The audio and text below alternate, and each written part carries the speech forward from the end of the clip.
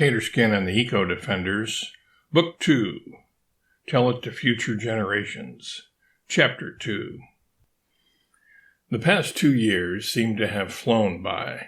It was hard to believe that it was 25-27 already. In those 2 years, my human friend Albert had expanded his orchard and was growing all sorts of fruits and nuts, apples, peaches, cherries, walnuts, almonds, pistachios, and chestnuts.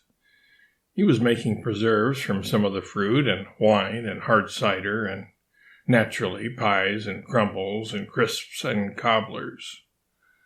None of us, not Alexis, the African gray parrot, nor Draco, the bearded dragon, nor Stripes, the Bengal tiger, nor Rinky, the duck-billed platypus, nor Ocero Puddleby, the rhinoceros, nor Terry Wingfinger, the pterodactyl, were champing at the bit, so to speak, to leave on another trip.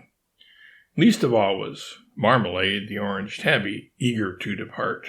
As long as her big brother Stripes stuck around, she was perfectly content to stay in Xenia forever.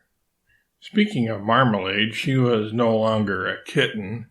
She was going on 3 years old now, so the youngest among us were the year-old pups. Especially disinclined to pull up stakes just now were Rovette and I, as we were almost completely focused on enjoying our new status and responsibility as parents. Still, though, it was in the back of all of our minds. We had agreed to return to various times and places in the past to remedy bad situations that had occurred or prevent them from happening in the first place.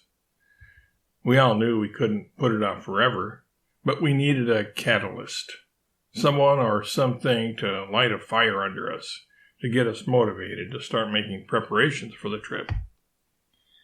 We had all been thinking about which events from the past we would most like to change. There were plenty.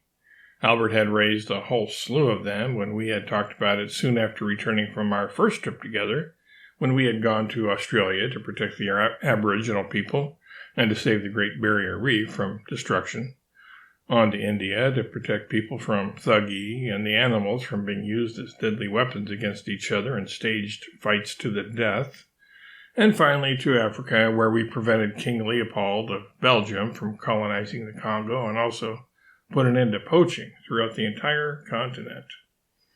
We knew that we had rested on our laurels long enough. There was still a lot of progress to be made regarding racism and war and pollution and poverty, and so on and so forth.